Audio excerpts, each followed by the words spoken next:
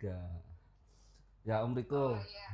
ini kali Oh, ini, sebentar deh, kali ini kita lagi sama ini nih, alumni Letting In, C. Hmm. Patricia dari Bali. Nah, kemarin kan dia tanya tentang entitlement.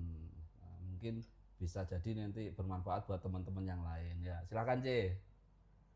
oh iya. Mau tanya ini sih perbedaan kayak layak sama entitlement gitu. Soalnya Perbedaan apa? somehow kan kalau layak tuh kayak lebih positif gitu. Tapi kalau entitlement tuh kayak misalkan Oh, lebih negatif nggak sih kayak ya udah minta ini gitu loh. Kayak apa ya? Misalkan mungkin beli barang minta bonus Taruh di langsung bawah, minta gitu loh. taruh di atas, Kalau layak taruh di atas kan meja. emang lebih positif aja gitu ya. Itu tuh ada perbedaannya atau enggak sih gitu loh sebenarnya. Ya ini sih aku lagi ada di tahap ini sebenarnya ingin tanya. Oke. Jadi entitlement itu kayak kita ngeklaim sesuatu gitu tak? Oh, ini milikku gitu tak?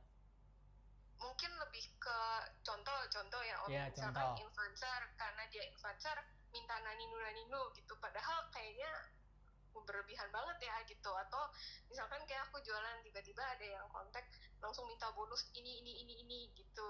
Tapi Oke. sebenarnya kalau dia nggak minta mungkin kita lebih legowo ngasih gitu loh. Oke. Kayak Oke. iya.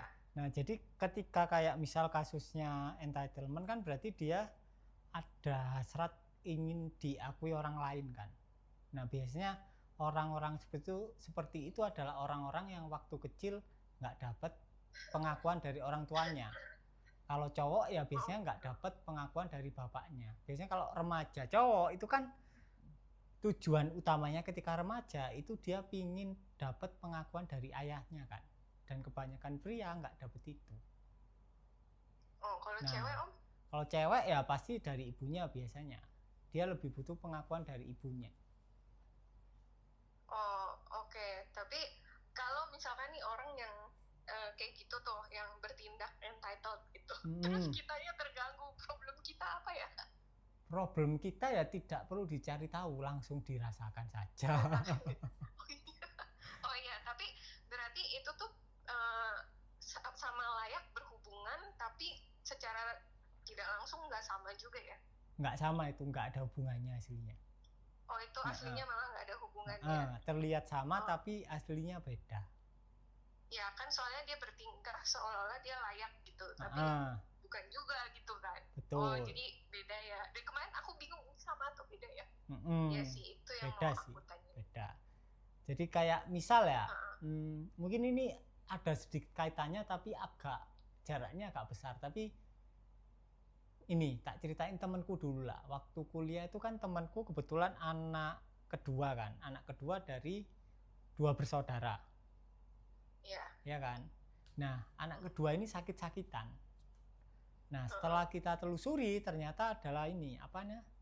Waktu kecil ketika anak kedua lahir, otomatis perhatian ibu bapak kan lebih ke anak kedua kan. Iya. Kakaknya kan pasti iri kan. Nah, karena iri, kakaknya sering godain adiknya. Entah sering nyubitin, intinya sering menyakiti lah. Walaupun entah sadar atau enggak. Misal mainannya direbut, makanannya direbut dan lain-lain. Nah, suatu ketika, temanku ini inget banget. Pas sakit, kakaknya itu tiba-tiba sayang sama dia. Kayak dikasih mainannya, dibeliin cilok. Dia inget banget, dibeliin cilok 1.000 waktu itu. 1.000 kan udah banyak kan. Tahun-tahun 98-an lah, kan udah banyak. Nah, itu memori itu membekas. Memori pertama. Kemudian waktu dia mungkin jarak mungkin 3 bulanan lah. Kan anak sakit lagi kan, wajar kan. Nah, ketika sakit, kakaknya baik lagi.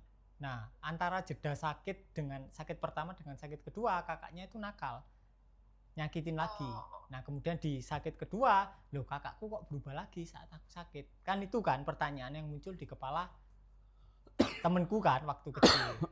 Kemudian kira-kira kesimpulan yang muncul adalah, oh berarti agar aku disayangi oleh kakakku, aku harus jadi orang yang lemah. Identik dengan orang yang sakit.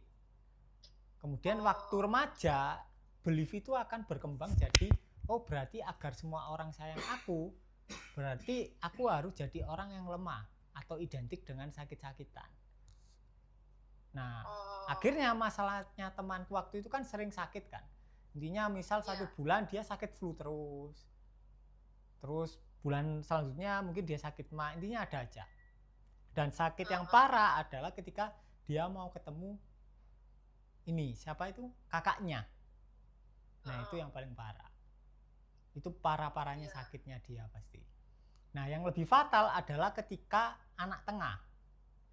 Misal kita punya 3 anak, anak tengahnya ini pasti ya kurang dapat perhatian, ya dibully sama kakak pertama, tapi ya perhatiannya kurang dari ibu bapaknya, karena lebih ke anak ketiga. Nah, efeknya itu lebih parah bagi anak tengah. Jadi itu perlu disadari sih. Anak keberapa sensasinya. Anak keberapa dia? Oke. Nah, Mbak Patricia anak keberapa? 3. Dari? Bertiga. Saya bontot. Oh, bontot ya mesti. Di apa ya? Istilahnya digangguin kakak-kakaknya enggak dulu? Dulu iya dicubit, dicakar. Nah, itu. Macam-macam. Tapi kan yang sakit anak kedua. Ya, tapi anak ketiga kan juga masih sakit kan, walaupun dapat perhatian tapi kan disakiti sama kakak-kakaknya. Ya sama. Oh iya. Gitu. Oh iya sih. Iya soalnya aku baru ngalamin tuh ya kemarin sih ada tuh yang soal entitlement. Ya udah aku sadarin aja kan. Well, cuman dari situ tuh nyambung lagi tuh ke soal validasi karena kita lagi latihan kan yang kayak kalau mau kirim pesan mari disadari semua rasanya itu. Ternyata itu efek banget sih Om, kayak nggak nyadar gitu selama ini mungkin kita mau kirim pesan karena ada sesuatu di belakang gitu.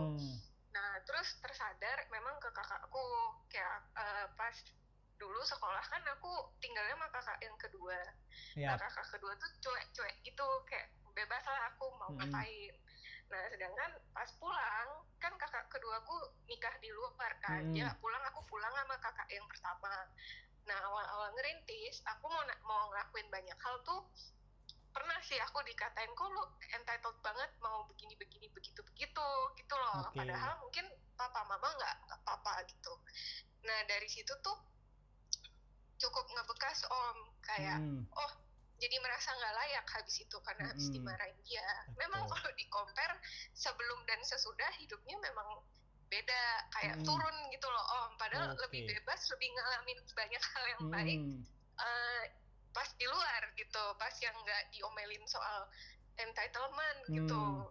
Itu sih yang makanya apakah sebenarnya nggak apa-apa gitu kita semua memang udah layak kayak itu mungkin dia terganggu saya kayak gitu berarti kali ya.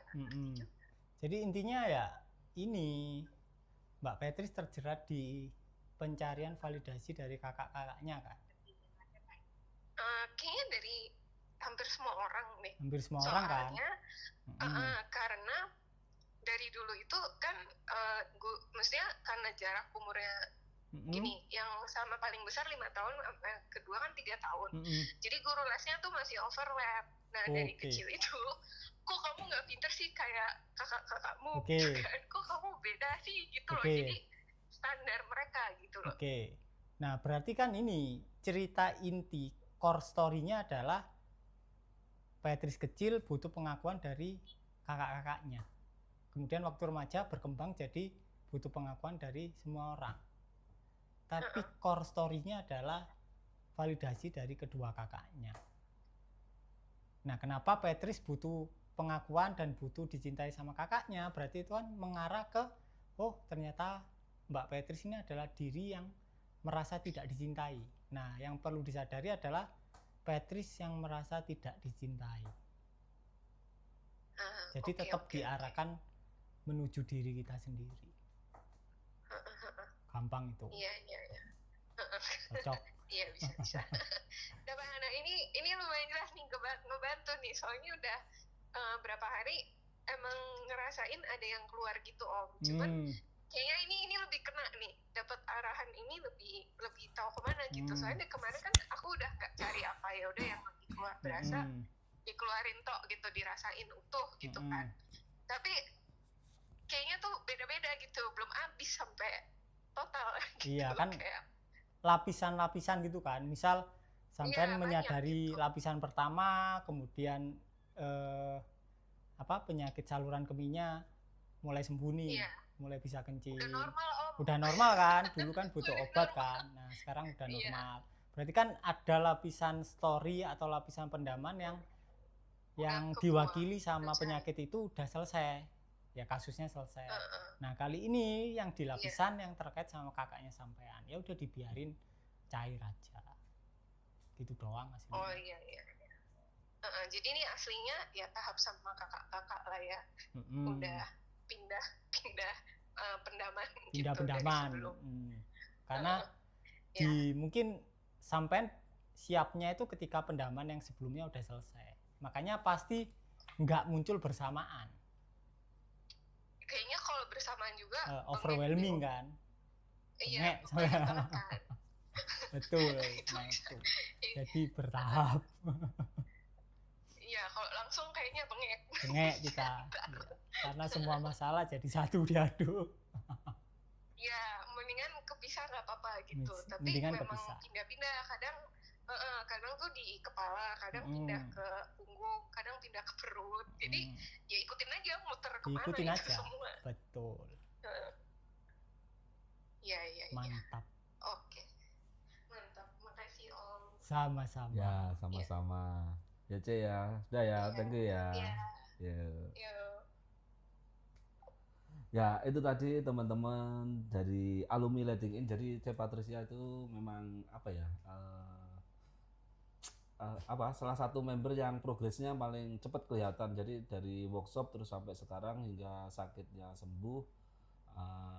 Ketika teman-teman sudah berani mengalami total, maka frame-nya otomatis akan layernya nanti akan ganti Om ya. Itu frame-nya.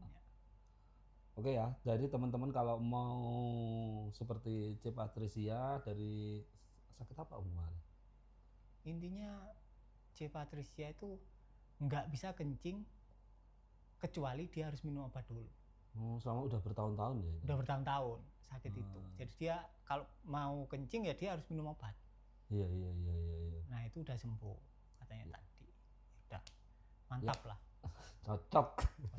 Ya, untuk teman-teman yang mau tanya-tanya silakan WA saya di 0852 304 4519